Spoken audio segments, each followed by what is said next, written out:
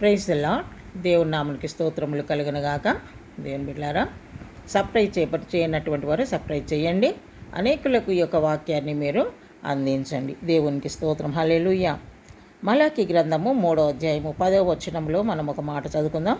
పట్టజాలనంత విస్తారంగా దీవెనలు కుమ్మరించెదను. ద్వితీయోపదేశకాండము 28వ అధ్యాయము 12వ వచనంలో ఇంకొక మాట, నీవు అనేక జనములకు అప్పిచ్చెదవు కానీ అప్పు చేయవు. దేవునికి స్తోత్రం. హల్లెలూయా. పట్టజాలనంత విస్తారముగా దీవెనలు కుమ్మరించదను. దేవుడే అంటున్నాడు ఈ మాటలు. ఎవరో ప్రవక్తలు అన్న మాటలు కాదు, యేసయ్యని స్వయాన్ని అంటున్న మాట. నేను పట్టజాలనంత ఆశీర్వాదాలు దీవెనలు మీ మీద కుమ్మరిస్తాను, విస్తారమైన దీవెనలు మీ మీద నేను కుమ్మరిస్తాను అంటున్నాడు. ఎంత గొప్ప మాట దేవుని బిడ్డ.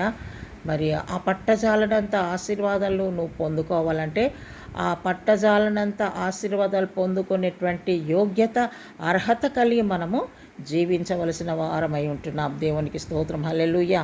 అంత మాత్రమే కాదు, నువ్వు అనేక జనములకు అప్పు ఇచ్చేదవు కానీ అప్పు చేయవు.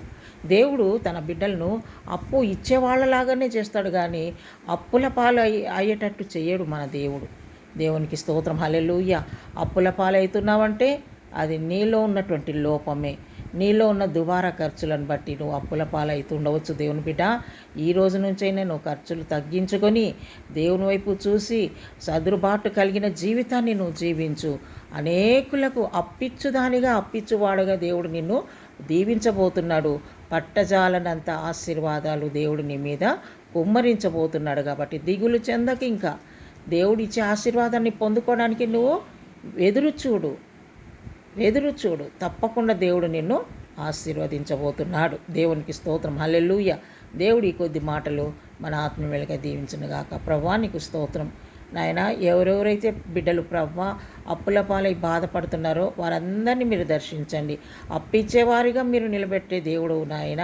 పట్టజాలనంత ఆశీర్వాదాలు ఇచ్చే తండ్రివి ప్రభువా.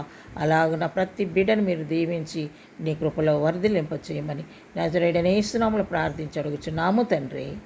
ఆమేన్. Praise the Lord. God bless you.